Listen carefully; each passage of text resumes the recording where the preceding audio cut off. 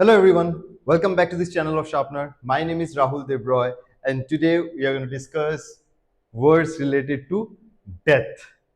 ठीक है? हाँ, हम सबको मरना है एक दिन, लेकिन मरने से पहले मौत रिलेटेड जो भी वर्ड्स है, चलो उनको एक बार सीख लेते हैं। तो पहले के जैसे फिर से मैं रिमाइंड कर दूं कि ये सारे words will not just be important from your vocabulary learning point of view, will also be very important from your exams point of view. One word substitution, phrases and idioms, vocabulary, synonyms, synonyms, इन सारे चीजों के बारे में हमको जानना होगा in detail, क्योंकि इनसे क्वेश्चंस बनता है। ठीक है, आप कोई भी एग्जाम दे रहे हो, बैंकिंग एग्जाम्स, एसएससी एग्जाम्स या स्टेट गवर्नमेंट एग्जाम्स, या हो सकता है एमबीए के लिए आप एंट्रेंस दे रहे हो, तो जहां पे भी आप दे रहे हो वहां पे ये सारी चीजें चाहिए होगा। ठीक है, एंड नॉर्मल लाइफ वोकैबुलरी में तो चाहिए होता ही है। तो जल्दी जल्दी शुरू करते हैं एंड लेट्स सी कैसे इन वर्ड्स को यूज किया जाता है। Please be with me till the end of the video, ताकि बहुत सारे इंटरेस्टिंग कुछ वर्ड्स है, हो सकता है इनमें बहुतों का मीनिंग आपको नहीं आता है। ठीक है, तो वो सारी चीजें भी क्लियर हो जाएगा एंड शायद नोट्स भी बनाते जाओ। Let us start. नंबर 1, कॉर्प्सेस। तो कॉर्प्स क्या होता है? फॉर एग्जाम्पल अगर मैं बोलूं thousands of vultures pounced upon the corpses lying in the battlefield, तो कॉर्प्सेस क्या होता है? जो इंसानों का लाश। ठीक है, जनरली बैटलफील्ड में मौत के बाद पूरे हजारों में लाशें गिरे हुए रहते हैं ना, दिस इज कॉल्ड कॉर्प्सेस। ठीक है, कॉर्प्स क्या होगा तब? It means the dead body of human being. ये होगा आपका डेड बॉडी ऑफ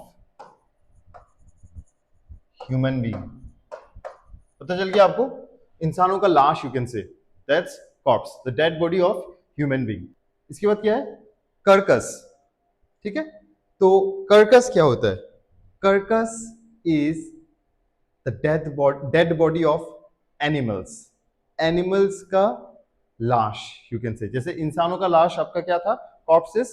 कार्कस क्या होगा? Dead body of animals.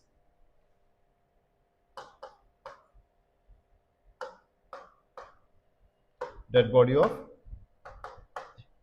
Animals. कोई भी जंतु अगर उनका लाश मरा हुआ, अगर वो बॉडी गिरा हुआ है, that is called Kirkus. Next, symmetry. Symmetry या ग्रेवयार्ड, बहुतों को इसका मीनिंग आता होगा already. It is a place जहां पे डेड को जिनको कवर दिया जाता है। ठीक है, जिनको कवर दिया जाता है, लाइक क्रिश्चियनिटी में या ना इस्लामिक रिलीजन में जिनको कवर दिया जाता है, वहां पे this is a place where the dead bodies are buried. ठीक है, जहां पे बरी किया जाता है। तो सिमेट्री या ग्रेवयार्ड क्या होगा? कब्रस्तान। हमारे लैंग्वेज में हम क्या कहेंगे इसको? कब्रस्तान, जहां पे बरी किया जाता है। तो it is a place where dead bodies are buried. ठीक है, place where dead bodies are buried, जहां पे इनको कबर दिया जाता है। ठीक है, नेक्स्ट, क्रीमेटोरियम। क्रीमेटोरियम क्या होता है? क्रीमेटोरियम जैसे कि हिंदू रिचुअल में क्या होता है? हिंदू रिचुअल में बॉडीज को जलाया जाता है। व्हेन समबडी पासेस अवे, जब वो गुजर जाता है, उनको शमशान में लेके जाके हम लोग क्या करते हैं? जला देते हैं। तो दिस इज ए प्लेस, जो शमशान घाट होता है ना, दिस इज जो शमशान होता है, crematorium is a place where bodies are burned. That is a place where dead bodies are burnt। तो ग्रेवयार्ड या सिमेट्री, सिमेट्री तो आपने ऐसे भी सुना होगा ना, जैसे कि वार सिमेट्री होते हैं ना। अगर जैसे कि कोहिमा में सेकेंड वर्ल्ड वॉर का सिमेट्री है, जहां पे ब्रिटिश सोल्जर्स, इंडियन सोल्जर्स, सारे जितने भी लाश वहां पे थे, उनका ग्रेवयार्ड बना के उनका नाम इंस्क्राइब करके किसका बॉडी किस में है वो लिखा होता है। सिमेट्री लाइक उस तरीके का भी होता है। जैसे कि वॉर मेमोरियल्स, बहुत सारे ऐसे वॉर मेमोरियल्स, अरुणाचल प्रदेश में भी है वॉर मेमोरियल है, जहां पे उनका बॉडी ऐसे रखा हुआ है। तो सिमेट्री या ग्रेवयार्ड वो हो जाता है। एंड क्रीमेटोरियम क्या होता है? Place where dead bodies are burned. ठीक है, अगला क्या होता है? अगला है एपिटाफ। इसका प्रोनाउंसिएशन इज वेरी इंपॉर्टेंट, याद रखना। The pronunciation is epitaph. ठीक है, इपितेह या ऐसा कुछ नहीं होगा। ठीक है, आप जैसे ही प्रोनाउंस करना चाहते हो तो ऐसा नहीं होगा, दैट इज एपिटाफ। एपिटाफ क्या होता है? जैसे मैंने अभी आपको बोला था ना, इट मीन्स जैसे अगर कोई वार मेमोरियल में गए या कोई पकड़ लो कोई सिमेट्री गए, तो जनरली वो जो जहाँ पे डेड बॉडी को कब्रिस्तान किया, आई मीन कबर किया जाता है, वहां पे जनरली क्या होता है, इन द मेमोरी ऑफ, वो एक इंस्क्राइब करके रखे होते हैं ना कि उनके याद में किसका लाश है इसमें, या किसका ये समाधि किसका है, वो लिखा जाता है जनरली। ठीक है, वो इंस्क्राइब करके लिखा जाता है। तो एपिटाफ क्या होता है? Epitaph is inscription on A tomb.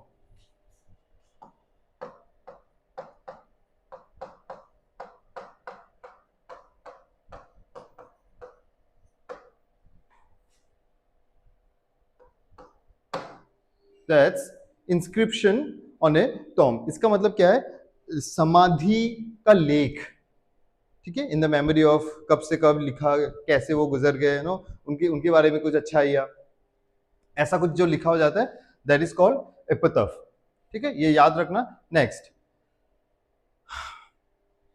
Pier. What is pyre? Pyre क्या होता है? इट इज लाइक चिता। ठीक है, जहां पे द बर्निंग वुड, जहां पे लकड़ियों को स्टैक करके वहां पे जहां पे लाश को जलाया जाता है, that is called the pyre. ठीक है, तो पायर क्या होगा? आप अगर इसको इजीली समझने जाओ, दैट इज कॉल्ड चिता, या you can say where the dead body is burned, where the dead body is burned. ठीक है, बर्निंग वुड। ठीक है, that is the burning wood.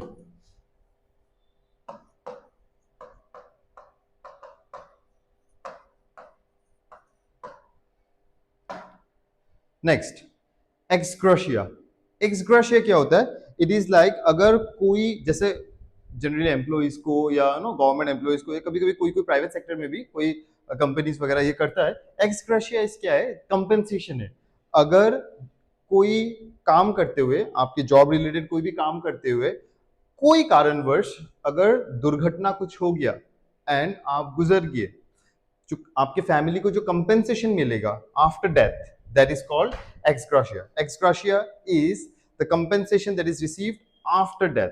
ठीक है, that's compensation, that's compensation after death, that's ex gratia. समझ में आ गया होगा?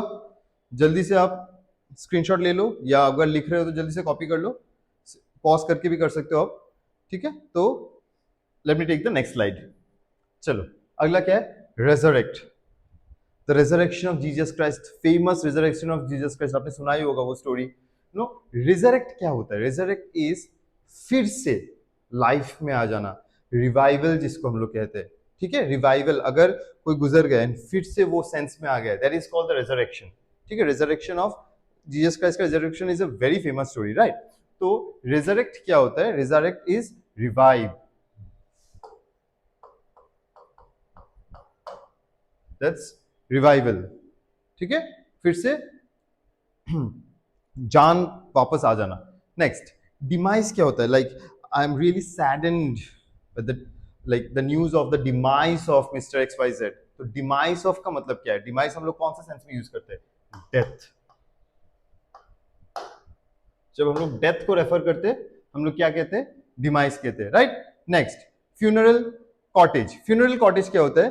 वो जो जब कोई गुजर जाता है एंड उनको जब कांधा देके लेके जा, लाइक हम जाते हैं ना, कांधा देके लेके जाते शमशान घाट तक, वो जो प्रोसेशन होता है ना, जो लास्ट राइट, क्रियाकर्म करने के लिए जो लास्ट राइट होता है, जो प्रोसेशन होता है, दैट इज कॉल्ड आपका फ्यूनरल कॉटेज। फ्यूनरल कॉटेज क्या होगा? That is the procession like of taking the death body for the last rite. ठीक है, दैट इज, वो प्रोसेशन को कहा जाता है funeral cortege. It is the procession taking dead body for the last rite. Procession taking dead body for the last rite. ठीक है, क्रियाकर्म करने के लिए लेके जाना, प्रोसेशन बना के लेके जाना, उस प्रोसेशन को कहते हैं the funeral cortege. Next next क्या है? To bite the big one. To bite the big one it means to die. ठीक है, इसके साथ एसोसिएटेड और भी इडियम्स है, मैं एक साथ लिख के दूंगा। जैसे कि आपने सुना होगा, I will see you on the other side of the world. ठीक है, I will see you on the other side of the world. तो other side of the world हो गया, फिर किक द बकेट हो गया। ठीक है, he kicked the bucket, तो he passed away। या give up the ghost। give up the ghost तो लास्ट ईयर स्टेट गवर्नमेंट के ग्रेड 3 एग्जाम में आया हुआ भी था। give up the ghost means इसका भी मतलब है टू डाई। तो एक साथ मैं लिख दूंगा, to bite the big one या on the other side of the world, on the other side of the, ये सारे बहुत इंपॉर्टेंट है, आपको याद रखना ही होगा। ये सारे एकदम कॉमनली आस्क्ड इडियम्स में से है या वर्ड्स में से है। ठीक है, on the other side of the world, या हो सकता है किक द बकेट,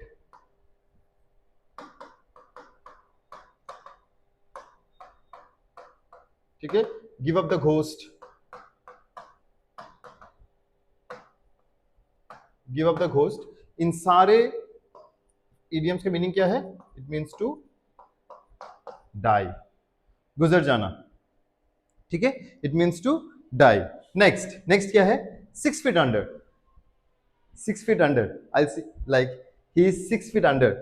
तो 6 फीट अंडर बहुत इंग्लिश गानों में भी ये यूज किया हुआ है। ठीक है, मुझे तो अभी एक गाना, क्रीड का एक गाना याद आ रहा है।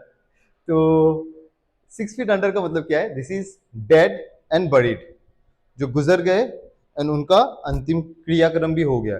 It's like used in a phrase, it's like a metaphor, जहां पे जिसको आप कहना चाहते हो उसको गुजरे हुए तो बहुत हो गए, बहुत सालों हो गए, बहुत दिन हो गए। ही इज 6 फीट अंडर, मतलब he is dead and buried.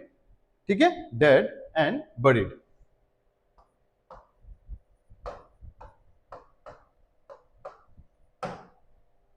That's 6 feet under. Next, mortal. What is mortal?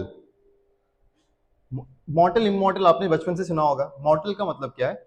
Ultimately एक दिन गुजर जाना है जिसको, दैट इज मॉर्टल। इमॉर्टल कौन होता है?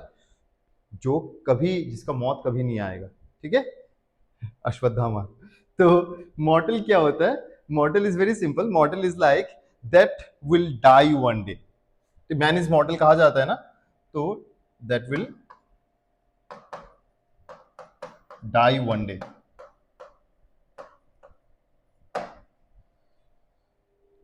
Next, annihilation. What is annihilation?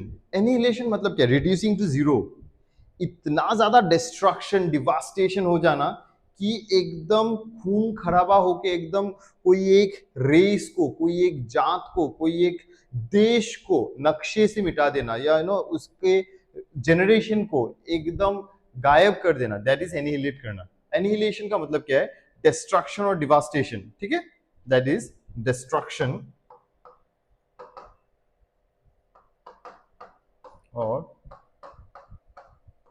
Devastation, that is annihilation. Annihilation का मतलब समझ में आ गया होगा आपको। इट मींस एकदम से नक्शे से मिटा देना, all this kind of things. ठीक है, डिस्ट्रक्शन और devastation. Next, what is swan song? Swan song is a very common idiom, आता है आपका एग्जाम में।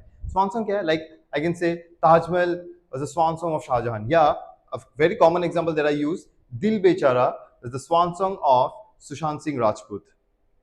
तो Dil Bechara, if you remember, Sushant Singh Rajput उसका आखिरी मूवी था, उसका आखिरी मूवी था, किसी का दिया गया या बनाया गया last creation, last creation, that is swan song. मुझे पता नहीं है लता मंगेशकर जी का गाना गाया हुआ कौन सा गाना था लास्ट, लेकिन वो जो भी होगा that will be her swan song. ठीक है, तो स्वान सॉन्ग क्या होगा? That is last creation.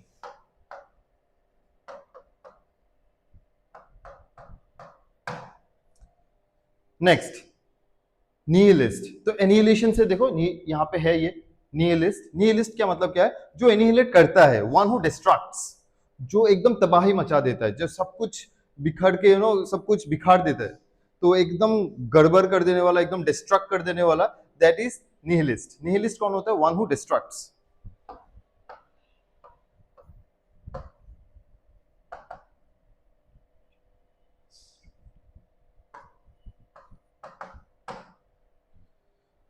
ठीक है, वनु डिस्ट्रक्ट्स। तो एक बार आप लोग देख लो सारे वर्ड्स, स्क्रीनशॉट लेना है या लिखना है पॉज करके लिख लेना। तो thank you so much everyone, अगर आप लोग यहाँ तक देख रहे हो तो आपको मजा आ रहा होगा, बहुत कुछ सीखने को भी मिल रहा होगा। तो thank you. Subscribe to this channel ताकि आपको ऐसे और भी इंटरेस्टिंग वीडियोस मिलते रहे, आपका भी vocab journey, English grammar journey मेरे साथ इंप्रूव होते रहे। Plus Jaideep sir, Shivraj sir तो है ही, मैथ्स रीजनिंग पूरा उन लोग कर रहे हैं, सारे वीडियोस आ रहे हैं, एवरीडे हम लोग वीडियोस अपलोड कर रहे हैं।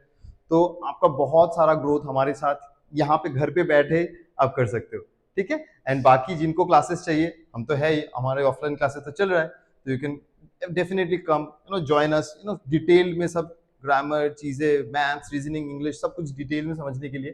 Thank you so much, I will see you in the next session. जब भी मेरा अगला वीडियो आए तो please subscribe to our channel, share with your friends and don't forget to hit that notification icon, ताकि सब वीडियोस आपको मिल जाए हमारा।